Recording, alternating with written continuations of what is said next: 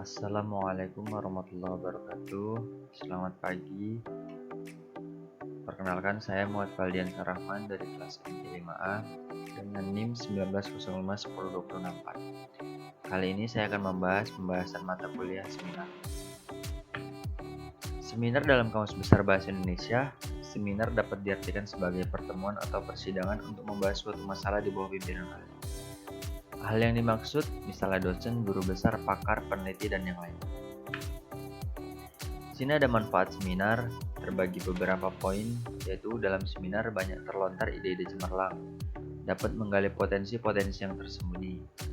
Terjadinya berbagi diskusi perdebatan yang menghasilkan rumusan, kesimpulan atau rekomendasi, yang hasilnya akan bersifat strategis dan berdampak luas dalam kehidupan masyarakat.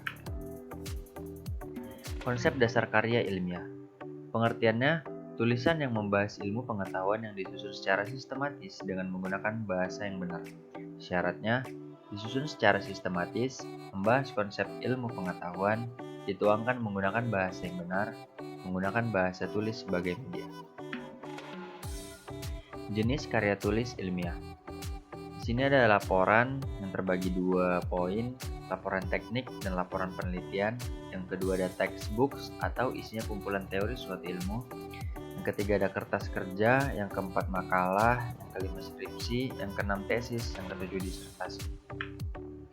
Ciri-ciri pada karya ilmiah: mendalam atau tuntas, objektif, sistematis, cermat, lugas, tidak emosional, berlaku umum, logis, bernas, jelas, terbuka, menggunakan bahasa baku, tepat, ringkat, dan jelas. Perbedaan objektif dan faktual pada karya ilmiah. Objektif, pernyataan didasarkan pandangan umum tidak didasari oleh pandangan pribadi penulisnya semata.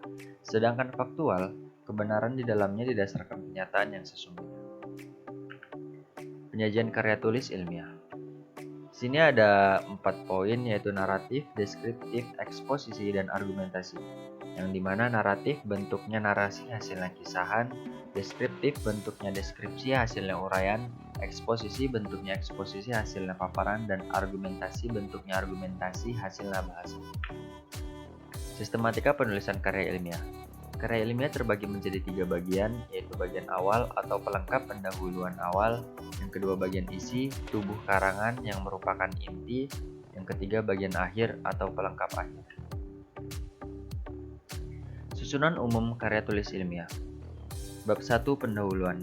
Di sini ada beberapa poin: latar belakang masalah, rumusan masalah, tujuan penelitian, ruang lingkup kajian, sumber data, metode penelitian, sistematika penulisan atau penyalinan. Bab 2 deskripsi masalah atau data menurut literatur dan survei. Bab 3 pembahasan atau komentar penulis atas data yang diperoleh atau pembahasan masalah menurut pemikiran penulis. Dan yang keempat kesimpulan. Penjelasan. Latar belakang masalah menjelaskan berisi mengapa memilih judul tersebut dan apa yang mendasari pemilihan judul. Lalu setelah itu baru bisa merumuskan masalah. Rumusan masalah diungkapkan dengan kalimat tanya dan akan menjadi pembicaraan pokok. Ruang lingkup kajian atau pembatasan masalah, segia apa yang akan dikaji untuk menjawab atau memecahkan suatu masalah yang terdapat di rumusan masalah. Tetapi, pada bagian ini hanya singkat saja karena lebih jelasnya akan dibahas di bab 2. Tujuan penulisan atau penelitian biasanya dibuat satu alinea atau paragraf, isinya untuk apa persoalan itu dikemukakan.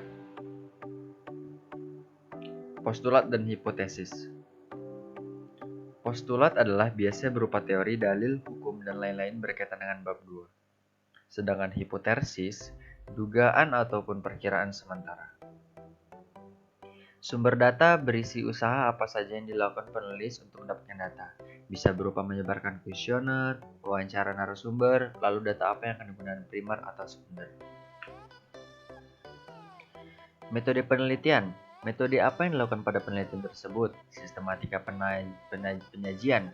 Menjelaskan garis besar isi setiap bab, biasanya dibuat pada satu paragraf. Next, bab 2, di sini ada tinjauan pustaka atau deskripsi landasan teori. Biasanya berisi kutipan teori-teori para pakar, pendukung pendapat penulis. Bab 3 pembahasan masalah, yaitu alternatif bagaimana masalah diselesaikan. Dan bab 4 kesimpulan dan saran. Berisi bagian-bagian penting pada sebuah karya ilmiah serta masukan yang diharapkan dari pembaca. Next, diidentifikasi masalah dan hipotesis.